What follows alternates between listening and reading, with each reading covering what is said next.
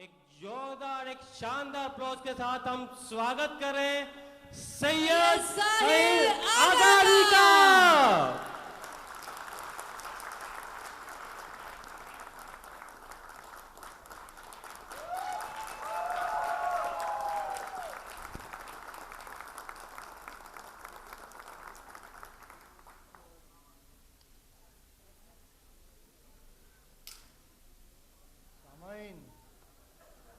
शुक्रिया।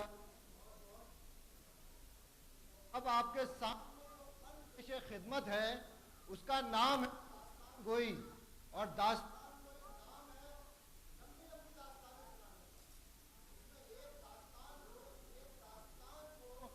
दिनों और सालों तक सुनाता है। और उस पर सबसे बड़ा जुल्म आता है जब बात शुरू करने से पहले वक्त का पर्चा आ जाता है। इस जुल्म के साथ मोहब्बत ये कि ये जो तो सामाइन आज के जमाने में कैद है। मेरे पास माइक हो तो आप मेरी आवाज सुन पाएं, लेकिन ये जो फन है इसमें दास्तान गो दरबार के अंदर ऊंची आवाज में लोगों तक बात पहुंचाता, उनको किस्से सुनाता, उनको जगाता और उन्हें जिंदा करता। तकरीबन मिट चुका है, खत्म हो चुका है। इसका सिलसिला इस जगह से जहां आज आप मौजूद हैं जब दास्तान गो को अंग्रेज पकड़ पकड़ के कत्ल कर रहे थे कि वो ये मालूम होते थे उनके इर्द गिर्द लोगों का एक मजमा होता है, एक घेरा होता है कि कहीं ये सियासी लीडर तो नहीं। अंग्रेज उनको सियासी लीडर जान के कत्ल कर रहे थे। और उसी सिलसिले में आखिरी दास्तान गो दिल्ली के मीर बाकर अली देहलवी थे, जो इसी दिल्ली की जामा मस्जिद की सीढ़ियों पर अपने आखिरी दम तक दास्तानें सुनाते रहे और लोगों को जिंदा करते रहे। सामाइन, जब अंग्रेजों की गोलियां उन दास्तान गो पे चली कि तुम क्यों लोगों को जगाते हो इस बगावत के लिए, क्यों तुम उन्हें किस्से सुनाते हो कि वो आमादा हों हमसे मुकाबले के लिए, तब मीर बाकर अली देहलवी आखिरी दम तक दिल्ली की जामा मस्जिद की सीढ़ियों पर सुनाते रहे।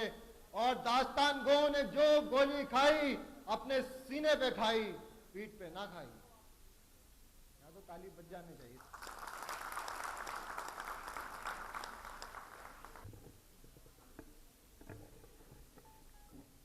तो दास्तान गोई की ये शमा जो बरसों से खामोश थी, जिसका सुनने वाला कोई न था, और आज हिंदुस्तान में मुश्किल से 4 या 5 लोग होंगे जो बाकायदा तौर पे दास्तानें सुनाते होंगे। तो ये शमा जो तकरीबन बुझ सी गई, उसको आज फिर आपके सामने रोशन किया चाहता है कि बहुत बहुत शुक्रिया वेस्टीज का, ये मौका फिर आया।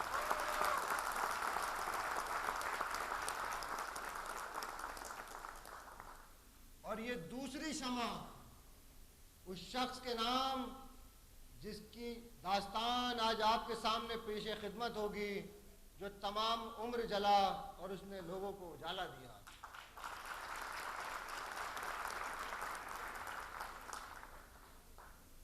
तो दास्तान मुश्किल और परेशानियों पे काबू पाने की, दास्तान खुद को साबित करने की, दास्तान उस शख्स की जिसकी बात सुनने वाला जहां में कोई ना था, मगर जब वो बोला तो सारी दुनिया उसकी दीवानी हुई। दास्तान उस शख्स की जिसने 100 से ज्यादा किताबें लिखी। दास्तान उस शख्स की जिसको इजादात का खुदा कहा गया, यानी कि फादर ऑफ द इन्वेंशन। आप लोग यहाँ मौजूद हैं, क्राउन डबल क्राउन जितने हैं, आपको कहीं कहीं लगता होगा कि हमने तो जिंदगी में बहुत कुछ हासिल कर लिया, मगर आप इस दास्तान को सुनेंगे तो आपको लगेगा कि अभी बहुत कुछ हासिल करना बाकी है। कि दास्तान उस शख्स की, उस बच्चे की जिसे उसके गांव से निकाला गया, तो उसने ये तय किया कि एक वक्त आएगा जब ये गांव, ये शहर मेरे नाम से जाना जाएगा। तो दास्तान हजरत अमीर खुसरो की कि गुलगुना कशाने आरिज़ बयान कुछ इस तरह फरमाते हैं। किस तरह फरमाते हैं?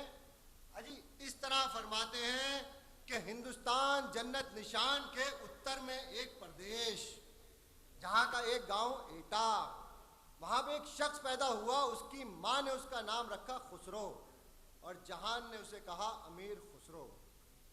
जब खुसरो छोटे थे, तकरीबन 8 साल के हुए, तो उनके वालिद का इंतकाल हो गया। उनकी माँ पे जो हालात गिरा गुजरे वो ज़माने में आम थे और वो मजबूर हुए अपना शहर छोड़ने के लिए। जब वो गांव, वो शहर खुसरो छोड़ रहे थे, तारीख ने उसको यूं बयान किया है कि उनकी माँ रो रही थी, अभी शौहर का इंतकाल हुआ, वो हालात, वो परेशानियां, और खुसरो ने उस गांव की तरफ देख के कहा कि आने वाले वक्त तू गवाह हो जा कि दुनिया इस शहर को मेरे नाम से जानेगी और आने वाली तारीख में उस गांव का नाम खुसरो नगरी पड़ा। तो ये दास्तान है उसी हिम्मत, उसी हौसले की, जहां हमारी ये दुआ है कि आप सब पहुंचें, और ना कि सिर्फ वेस्टीज नगरी बल्कि आप तमाम के नाम पे नगरियां आबाद हों। अच्छा, आपके नाम पे हमने नगरियां आबाद करा दी और आपने ऐसी तालियां बजा दी।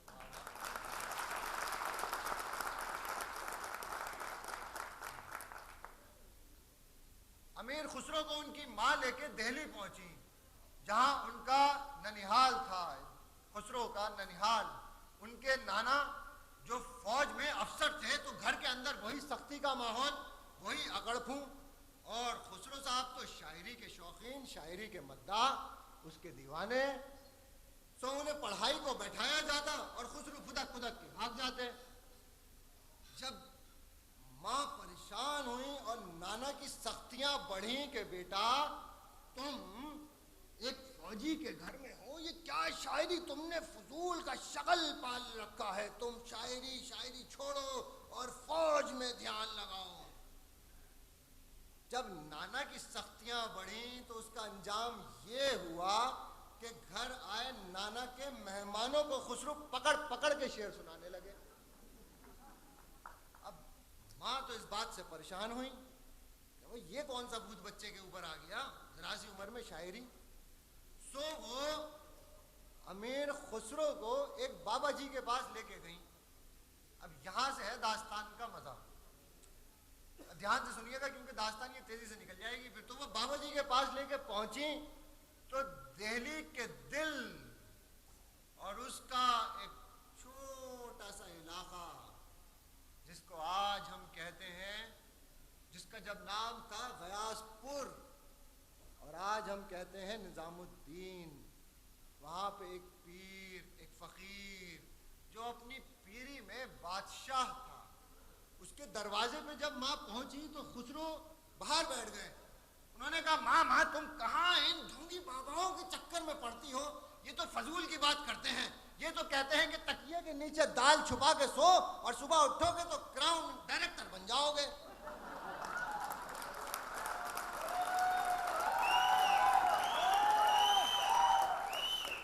अच्छा, मतलब बहुत सारों ने दाल छुपाई है तकियों के नीचे। तो माँ ये तो ढोंगी बाबा हैं, तुम अंदर जाओ और अगर ये बाबा असली वाले होंगे तो ये मेरी दिल की बात यहीं से जान लेंगे। सो माँ अंदर गई और खुसरो ने वहीं बैठे बैठे एक शेर पढ़ा कि तेरे दर पे आ कबूतर बन जाता बाज है, ऐ शाह तूने मुझे दी क्या आवाज है। माँ अंदर दाखिल हुई, थोड़ी देर में अंदर से एक खादिम दौड़ा दौड़ा आया। उसने आके पूछा क्यों मियाँ, क्या तुम तुर्क हो, क्या तुम अभी अपनी माँ के साथ आए हो? उसने कहा जी हाँ। उन्होंने कहा तो सुनो, अंदर जो पीर है उसने तुम्हें सलाम भेजा है और कहा है जानता है वो सच जो सबका हमरान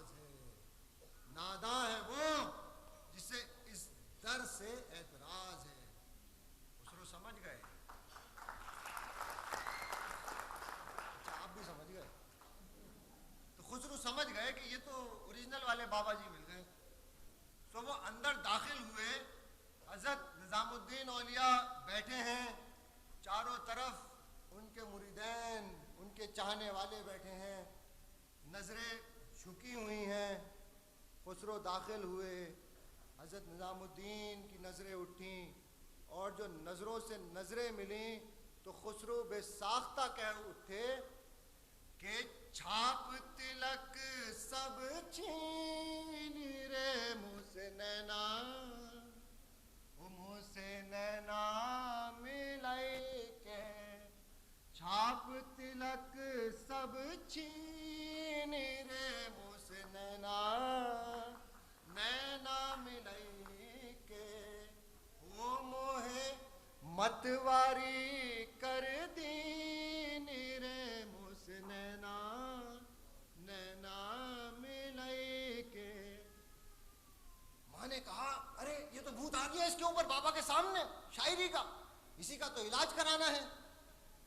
तो माँ ने खुसरो की तरफ यूं फटी फटी नजरों से देखा, भूत आ गया। खुसरो ने कहा, आज रंग है रे माँ, रंग है रे, आज रंग है मोरे ख्वाजा पिया के घर, रंग है रे। सा सा सा ने दा दा दा पा पा पा, सा ने दा ने दा पा पा मा गा मा गा रे ने सा, सा ने दा पा मा गा रे रे रे रे ने सा। ताली नहीं बजेंगी तो मैं ये करता रहूंगा।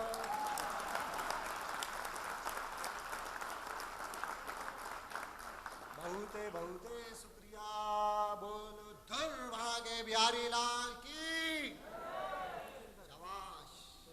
ये भी है हमारे पास, दास्तान गोई के पिटारे में सब कुछ है। तो जैसे आपने तालियां बजाई वैसे ही वहां पे लोगों ने भी तालियां बजाना शुरू कर दी, मकसद ये था। और जो तालियां बजी तो फादर ऑफ इन्वेंशन जो उनको कहा गया, इजादात का खुदा, एक बात मैं यहाँ से बस निकाल के आपको सुना दूं कि इल्म की है। तो कव्वाली के इजाद करने वाले हजरत अमीर खुसरो की जब तालियां बजी और उन्होंने गाया, जब उन्होंने उसको राग में पिरोया तो ख्याल गायकी के इजाद करने वाले हजरत अमीर खुसरो, जब लोगों ने ढक को बजाया तो उन्होंने उसका ढोल बना दिया, तो तबले की इजाद करने वाले हजरत अमीर खुसरो, लोगों ने तार लेके आए तो उन्होंने उसको एक पूरे से बांधा और सितार की इजाद करने वाले बने अमीर खुसरो। और ये जबान जो आज आप सुन रहे हैं उर्दू, उसकी इजाद करने वाले हजरत अमीर खुसरो, गजल शायरी की इजाद करने वाले अमीर खुसरो, रागनियों की इजाद करने वाले अमीर खुसरो, तराने की इजाद करने वाले अमीर खुसरो।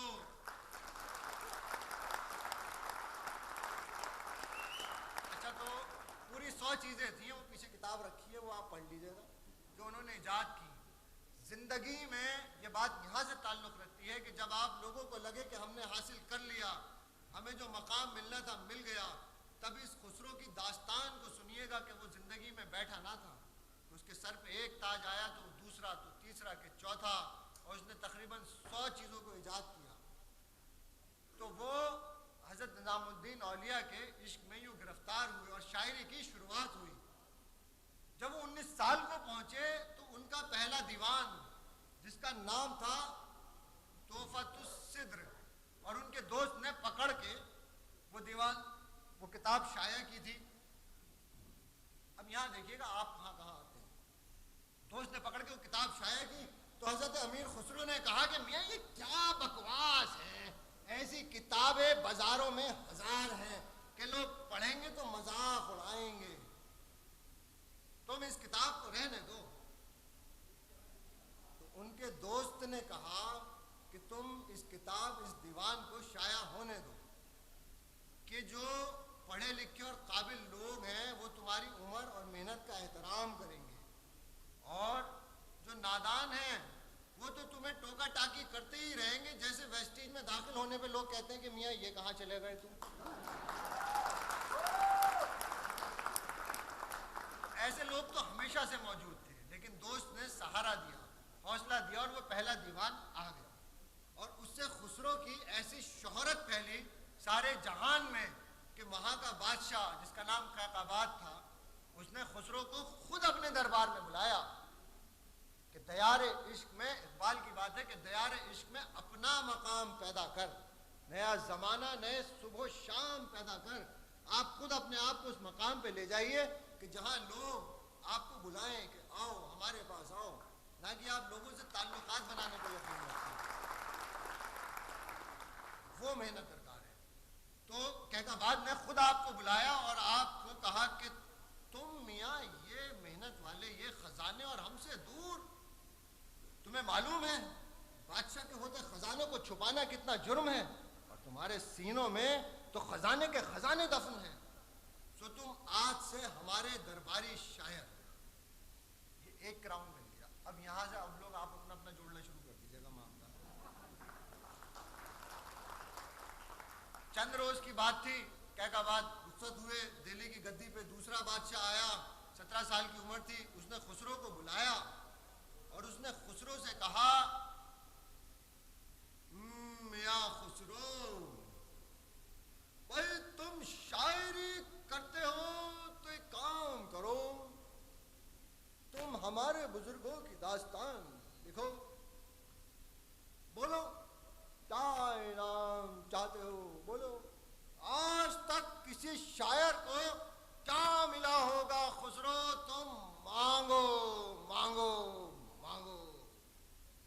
तो खुसरो ने कहा कि हुजूर थाल भर अशरफियां, अमीर मांगो, आज तुम्हारे लिए हमारा दिल खुला है कि तुम्हारी काबिलियत मांगो। हुजूर तो एक देख भर के अशरफियां नहीं खुसरो, वो मांगो जो किसी बादशाह ने किसी शायर को ना दिया हो, तुम मांगो। खुसरो ने कहा, हुजूर क्या हाथी तोल सोना? हाँ खुसरो, हम तुम्हें हाथी तोल के सोना देंगे, जाओ और हमारी दास्तान लिखो, जाओ।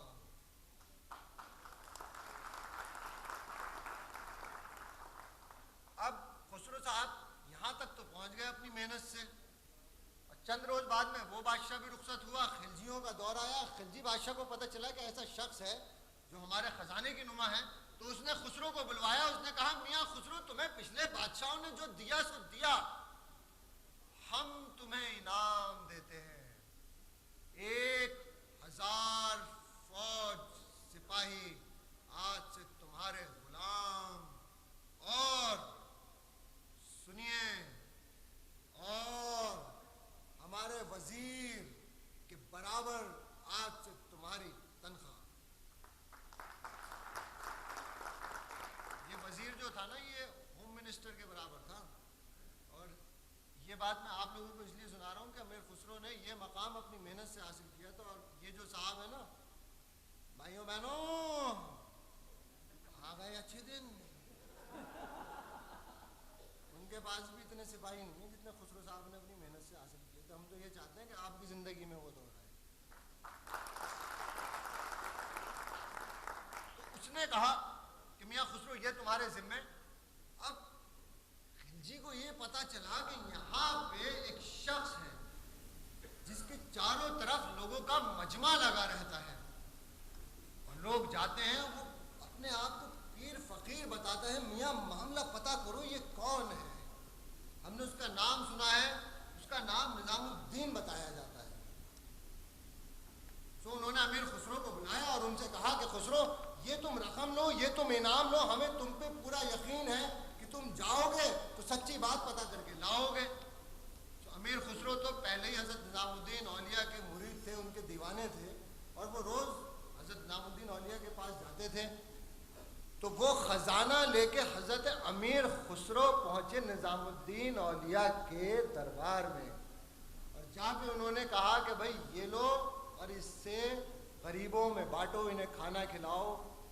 जो लंगर वहाँ मुस्तकिल चलता था, वो थोड़ी देर बैठे। अब इस पीछे बादशाह ने 2 लोग खुसरो के लगाए थे कि जासूसी करो कि क्या होता है। अब ये हाजिर जवाबी की जरूरत है हर चीज में आपको हमें, कि खुसरो जब बादशाह के दरबार में पहुंचे तो जाके कहा कि हुजूर, वहां तो जब मैं पहुंचा तो चंद लोग थे, वो तो जब मैं जाके बैठा तो मैंने कहा कि आज खाने का इंतजाम, तो वहां तो लोगों की भीड़ लग गई, तो लोग तो वहां जमा थे, जो आपने मुझे इनाम दिया था वो मैंने बांटा, तो इसलिए लोग जमा हुए। वहां पीर फकीर का कहा ये तो आपका कमाल है कि लोग थे। बादशाह तो अंग्रेजी में फुल इम्प्रेस, मैं इतना कमाल का आदमी हूँ, तो मैंने ये तो अच्छा दिला, वो तो खुश। लेकिन चंद रोज बाद में उनकी भी रुखसती हुई और दूसरे खिलजी बादशाह गद्दी नशीन हुए। उन्होंने कहा, दास्तान मुख्तसर ये कि उन्होंने हज़रत निज़ामुद्दीन से मुलाकात की इजाज़त चाहिए, इजाज़त ना मिली। उन्होंने कहा कि भाई मैं फकीर आदमी, मुझे इनसे क्या काम। सो उसने, अब आप देखिए ना, इसमें आपको फिर कहानी दास्तान खास सुनिए आज के लिए। उसने कहा, हमने कहा कि हम मिलना चाहते हैं, और निजामुद्दीन ने हमारी मुलाकात को मना किया। कल तक वो हमारी बारगाह में हाजिर। हमें खुसरो ने ये बात निजामुद्दीन औलिया तक पहुंचाई कि भाई पहुंचिए, लेकिन जो काम करने वाले लोग होते हैं वो अपनी मस्ती में मस्त होते हैं, तो वो ना गए। अब पहली तारीख चांद की, और चांद पूरा खिला हुआ है, खिला सीरी की छत, तारीखी वाकया। बादशाह नशे में सरसार बैठा है और कहता है कि मियां तुम देखते हो, अरे कौन खड़ा है पीछे, गुलाम, हमारे गुलाम। मियां तुम देखते हो, मियां ये देखो, ये महल, ये फौजे, लाखों की फौजे, ये तनीज़ें, और ये देखते हो तुम महल के नीचे जो नदी बहती है, अगर इसमें हाथी डूब जाए तो निकलने ना पाए। ये तो नहर मालूम होती है, असल में खंदक है। हम इतने बड़े बादशाह, हमारा ये महल, और वो फकीर हमारी इजाजत को मना करता है कि कल सुबह होने से पहले उसका सर हमारे सामने हाजिर किया जाए। वो बादशाह जो अपनी अकड़ में था, जिसको गुरूर था अपने ओहदे का, उसके पीछे जो गुलाम खड़ा था, जैसे ही बादशाह ने कहा कि वो फकीर नहीं जानता कि एक वक्त में, एक इलाके में एक बादशाह होता है, उसका सर हमारे सामने हाजिर करो, तो उसी के गुलाम ने उसका बादशाह का सर काटा और उसी खंदक में फेंक दिया।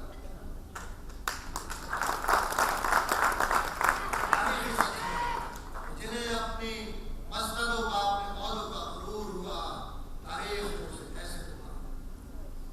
आधी बात यहाँ पे बस कहूँगा आपसे कि जब आप आला औहदे पे, आला मकाम पे पहुँचे, बहुत सारे क्राउन और फला और शराब के सर पे हो, और आपको कोई वो शख्स रातों में या दिन के पहर में परेशान करे कि हुजूर मेरी मदद कीजिए, याद कीजिएगा इस वाक़े को कि तारीख जब्बारों और मुतकब्बिर हो जाने वालों को किस तरह से सबक सिखाती है।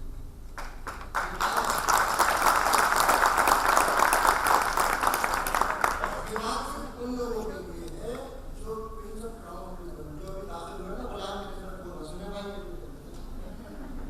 लिए फेस्टिवल है, अगली बार आने के मुझे प्रोग्राम। तो उसकी गर्दन काट के उसे नीचे फेंक दिया। अब दिल्ली में एक और बादशाह गद्दी नशीन हुआ। अब ये थे तुगलक साहब, और अब आ जाएगी यहाँ की बात जहाँ आप बैठे हैं। तो दास्तान तो यहाँ से चली थी, तो तुगलक जब दिल्ली की गद्दी नशीन हुआ, ये दास्तान आखिरी लफ्जों पे आती है कि तुगलक जब गद्दी नशीन हुआ तो उसने हज़रत निज़ामुद्दीन औलिया से कहा कि वो जो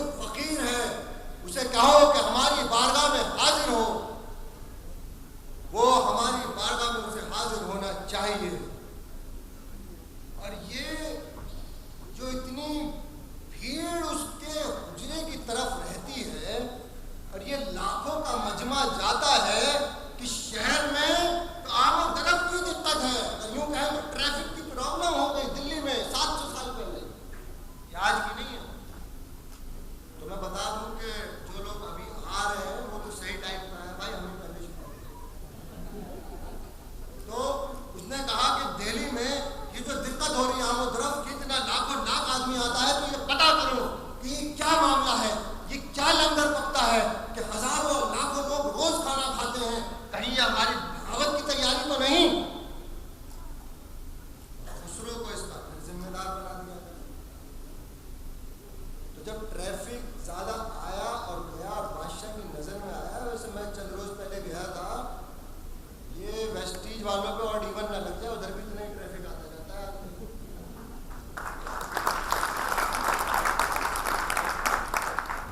तो अमीर खुसरो को उसका जिम्मेदार बनाया गया। हजरत अमीर खुसरो वहां पहुंचे, उन्होंने बताया मामला, बादशाह से कहा कि हजरत वहां तो कुछ नहीं है, वहां तो बस ऐसे ही लोग आते हैं और जाते हैं, और ये जो असल में लोगों की आमोदरफ्त है दिल्ली के अंदर इतनी बड़ी है, अभी अभी आप बादशाह बने हैं, दिल्ली को आपने सजाया है, सुनो दिल्ली देखने आते हैं और बस चंद उधर चले जाते हैं।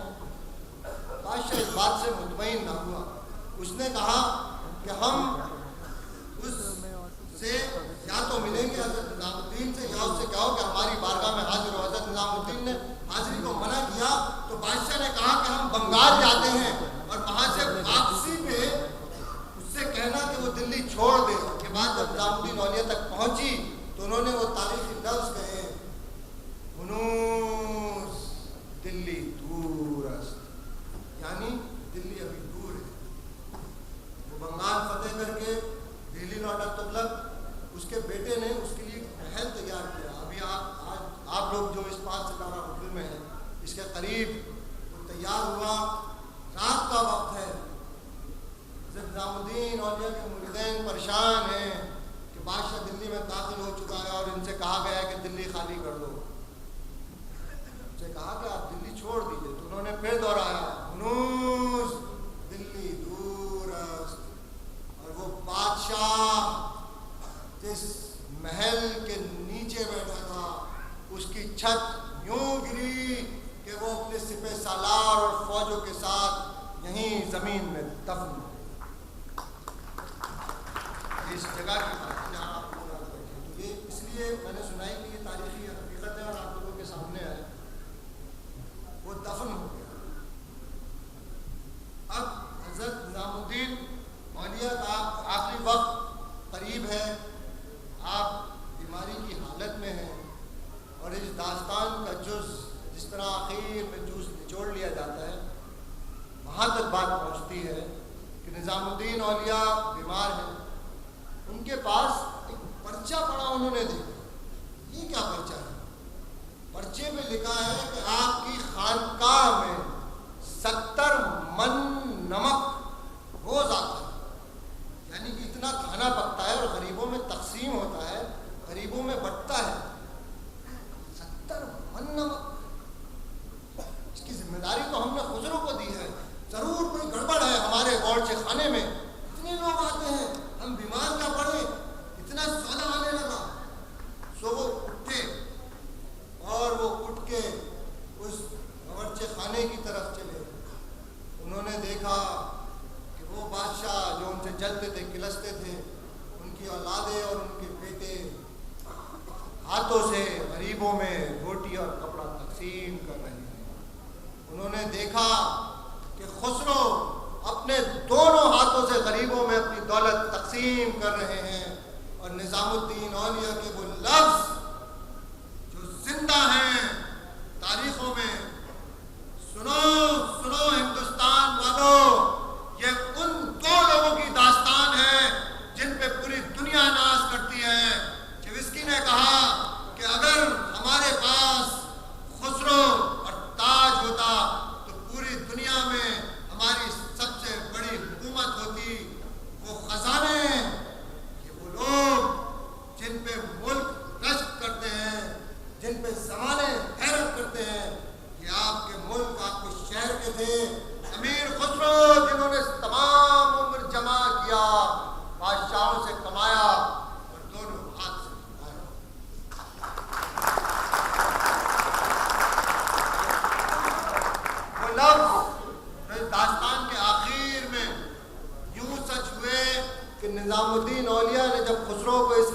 देखा तो कहा, खुसरो तुम्हारी दास्तानें लोग ज़मानों तक सुनाएंगे, तुम्हारी बातें लोग अरसे तक करेंगे।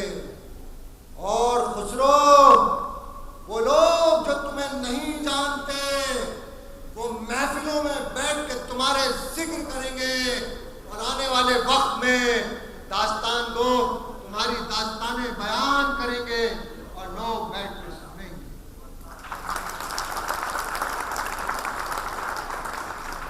उनको ये दुआ इस बात पे मिली थी कि खुसरो गरीबों में अपने खजाने तकसीम कर दें।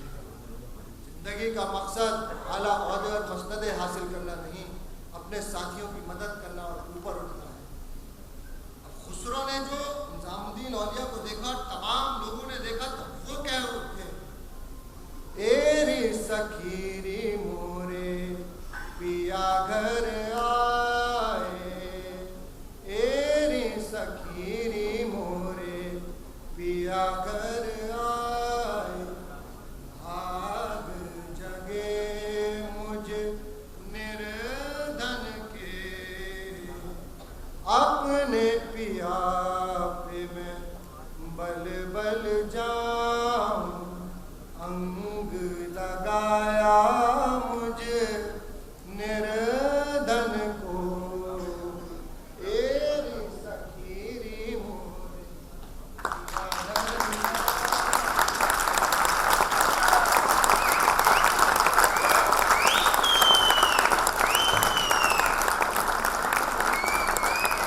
बहुत बहुत शुक्रिया आप तमाम का, वेस्टीज का खास तौर से कि ये फन जो खत्म हो गया है, मिट गया है, उन्होंने फिर हमें मौका दिया कि हम आप लोगों के सामने पेश कर सकें और ये फन जिंदा हो।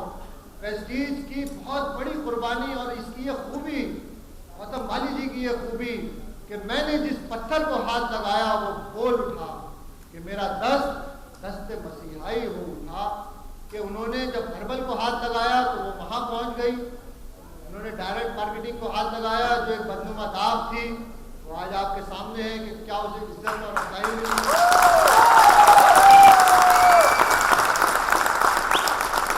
मेरी ये दुआ कि उन्होंने चंद रोज पहले मुझे हाथ लगाया था तो मैं भी घर ही पहुंच जाऊँ।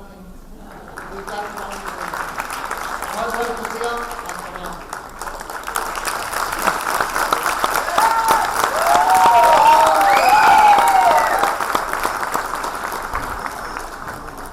बस इतनी सी ताली के साथ हम इस शानदार परफॉर्मेंस को आगाज दे सकते हैं, जोरदार तालियों के साथ।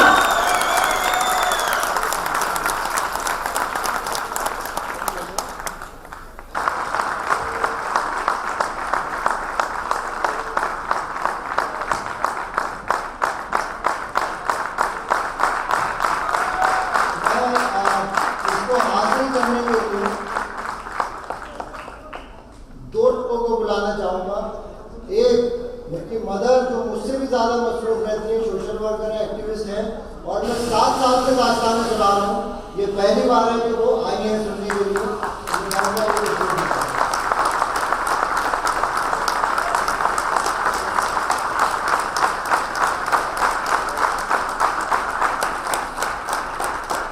दूसरा मैं बुलाना चाहूँगा, ये जो फन आपके सामने पेश किया, इसकी ताकत और इसकी कुव्वत और इसमें कितनी कशिश है कि हमारी ये खास मेहमान जो दास्तान गोई को सुनने के लिए अफगानिस्तान से आई हैं, जो अफगानिस्तान में सीनियर एजुकेशन ऑफिसर हैं, सैयदा शिरजाद साहिबा, आप तशरीफ लाइए।